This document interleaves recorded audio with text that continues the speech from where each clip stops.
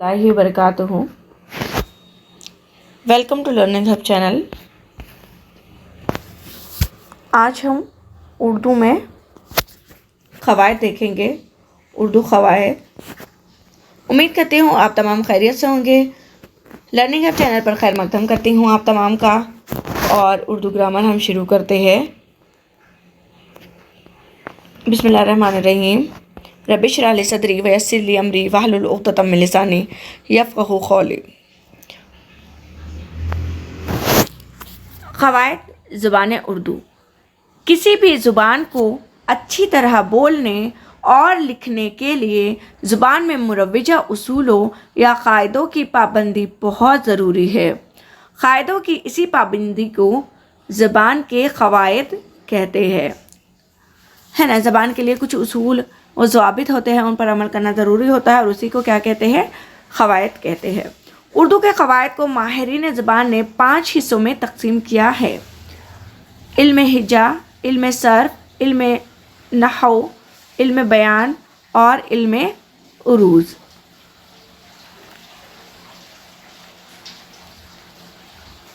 इल्म हिजा। इल्म हिजा के मानी हुर्फ़ को अलग अलग करके उनके हिज्जे करने की वाक़फ़ियत के है। हुरूफ़ ही वो है जिनसे कोई ज़ुबान बनती है। इन हुर्फ़ को हुर्फ़ तहज्जी भी कहा जाता है। ज़ुबान में हुरूफ़ का जो मजमुआ होता है उसे हुरूफ़ अबजद अल्फ़ाबेट कहा जाता है। हिजा करना मीन्स हर्फ को अलग अलग पढ़ना। हुरूफ़ अबजद, हुरूफ़ तहज्जी, ये सब हुरूफ़ हिजा है। ठीक है। बनावट के लिहाज से हुरूफ़ की 2 किस्में हैं। एक है मुफ़र्रद हुरूफ़ और दूसरा है मुरक्कब हुरूफ़। बनावट के लिहाज से है ये 2 किस्में। तो मुफ़र्रद हुरूफ़, इनकी तादाद 36 है। ठीक है, 36 है, यानी कि अलीफ, बे, पे, ते, टे, से, जीम, छीम है, ख़ै, छोटिया बड़िया तक जो भी है, तो वो पूरे कितने हैं? 36 है हुरूफ़ तहज्जी की तादाद। और जो मुरक्कब हुर्फ़ है, ये 2 हुर्फ़ों के मेल से एक मुरक्कब आवाज़ पैदा करते हैं ना। ये 2 चश्मे हैं से जोड़कर इन्हें बनाया जाता है। इन्हें हिकारी हुरूफ़ भी कहा जाता है। भ, फ, थ, ठ, झ, छ, ध, ढ, ढ़, ख, घ, ल, म, न। ये कितने हैं? ये 14 है। मुफ़र्रद हुरूफ़ 36 है और ये 14 है। इस तरह से दोनों मिलाकर कितने हो गए? 50 हो गए।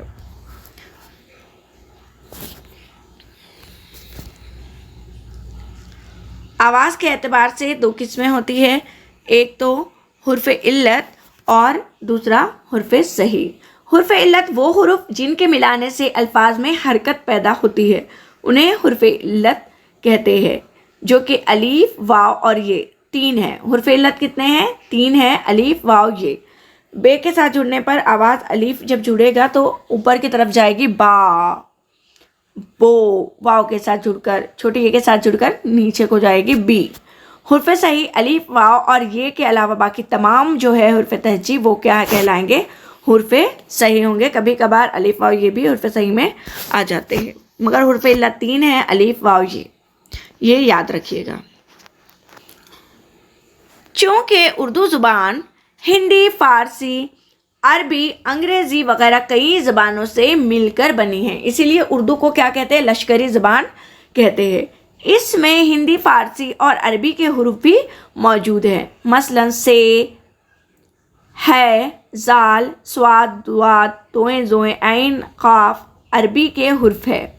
अब ये भी आप याद रखिएगा कि कौन से हुरूफ़ किसके हैं। उसके बाद टे, डाल, ड़े खालिस हिंदी हुरूफ़ है।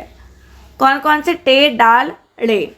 अरबी, फ़ारसी ज़ुबानों में ये हुरूफ़ नहीं पाए जाते, इसलिए जिन लफ्ज़ों में टे, डाल, ड़े वगैरह में से किसी भी एक हुरूफ़ का इस्तेमाल हुआ हो, इसको हिंदी ज़बान का लफ्ज़ समझा जाता है। ज़े, फ़े, ख़ै, ग़ैन की आवाज़ें हिंदी में नहीं हैं, जबकि अरबी, फ़ारसी में पाई जाती है। इसके अलावा झे का इस्तेमाल अरबी और हिंदी ज़बानों में नहीं है। ये हर्फ खालिस फ़ारसी ज़बान का है। कौन सा? झे। और गाफ भी फ़ारसी ज़बान का ही है।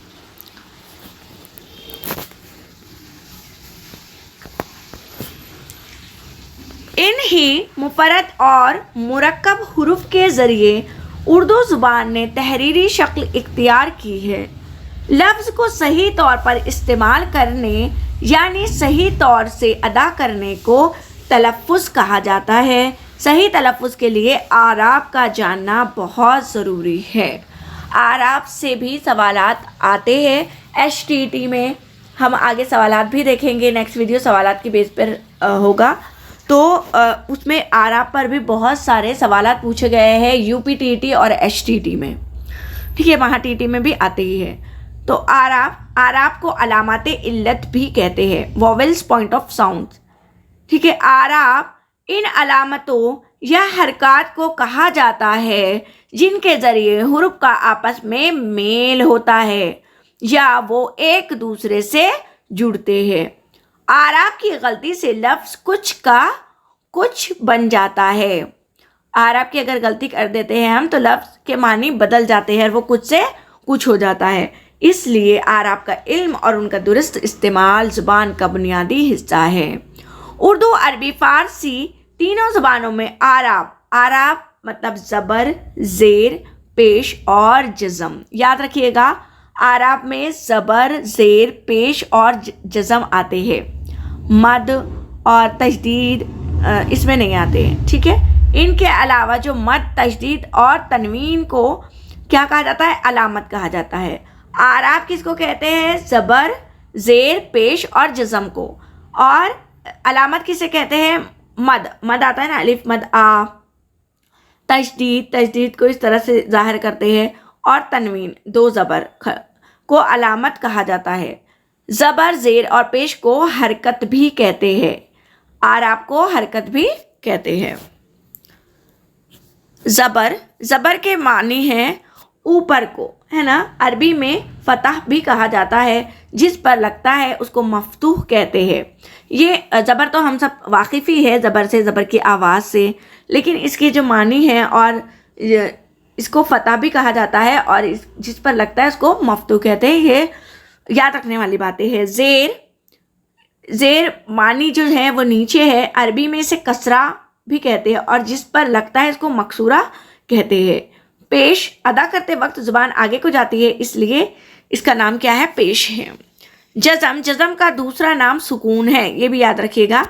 जज़म का दूसरा नाम सुकून है, जिस पर ये लगती है वो मुतहर्रिक नहीं होता, यानी हरकत में नहीं रहता है, वहीं पर हमें रोक देना होता है। इससे पहला वाला हुर्फ अपने आराब के मुताबिक इससे जुड़ता है।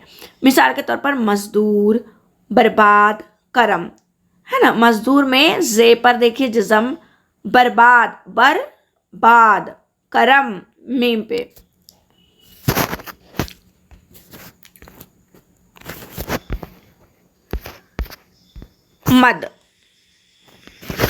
मद ये एक अलामत है, इसके मानी है लंबा करना। अलिफ पे लगाया जाता है ना, अलिफ मद आ, लंबा हो जाता है। जिस पर मद हो इसे लंबा करके पढ़ा जाता है, जैसे आ। ऐसे अलिफ पर मद होता है, इसे अलिफ ममदूदा कहा जाता है। जो मद वाला अलिफ है उसको अलिफ ममदूदा कहा जाता है। याद रखिएगा। आपसे किस तरह के सवाल पूछे जाते हैं? आग, आम, इसमें कौन सा अलिफ इस्तेमाल हुआ है? अलिफ मकसूरा, अलिफ ममदूदा, इस तरह से सवालात पूछे जाते हैं। तो अगर इस तरह से सवाल पूछा गया तो इसका जवाब होगा अलिफ ममदूदा, जिसमें अलिफ मद आ इस्तेमाल हुआ है। तशदीद, जब किसी लफ्ज़ में कोई हर्फ दो बार पढ़ा जाता है तो इस पर तशदीद लगती है। जिस पर तशदीद लगती है इसे मुशद्दिद कहा जाता है। मुशद्दिद हुर्फ पहली बार साकिन और दूसरी बार मुतहर्रिक पढ़ा जाता है, जैसे कि अम्मी में पहली बार अम पढ़ा गया, अम, मीम को साकिन, फिर मी हरकत दी गई, मी, है ना। पहली बार साकिन पढ़ा गया मीम को, दूसरी बार उसको हरकत दी गई। इसी तरह ज़र्रा, मिल्लत, मिट्टी। तो तशदीद, जब किसी हुर्फ को दो बार पढ़ना होता है तो उस पर तशदीद लगाई जाती है और जिस पर तशदीद लगाते हैं उसे मुशद्दिद कहते हैं। तनवीन, किसी लफ्ज़ का आखिरी हर्फ नून ना होने के बावजूद भी नून की आवाज़ पैदा करे तो इस पर तनवीन यानी कि दो ज़बर की अलामत लगाते हैं, जैसे मजबूरन, मसलन, इत्तेफाकन, हरफन, फ़ौरन। अलिफ पे क्या किए गए? दो ज़बर लगाए गए। आराब और अलामतों के अलावा हस्ब ज़ैल इस्तिलाहात को जानना भी ज़रूरी है जिससे सवालात पूछे जाते हैं। अलिफ मकसूरा, अलिफ ममदूदा हमने देखा था कि जिस पर मद लगा दिया जाता है वो क्या होता है? अलिफ ममदूदा होता है। अब अलिफ मकसूरा, मकसूरा के मानी है कम किया हुआ या छोटा किया हुआ। जिस हर्फ पर अलिफ का छोटा सा निशान यानी कि जिसे हम आमतौर पर खड़ा ज़बर कहते हैं तो वो निशान लगाया जाता है, इसे अलिफ मकसूरा कहते हैं। ये आवाज़ भी अलिफ ही की देता है। मिसाल के तौर पर आला, अदना, मौला, मुस्तफ़ा, तलहा, अलिफ की जगह हा यानी खड़ा ज़बर दिया जाता है तो इसको क्या कहते हैं? अलिफ मकसूरा। अलिफ मद आ को अलिफ ममदूदा।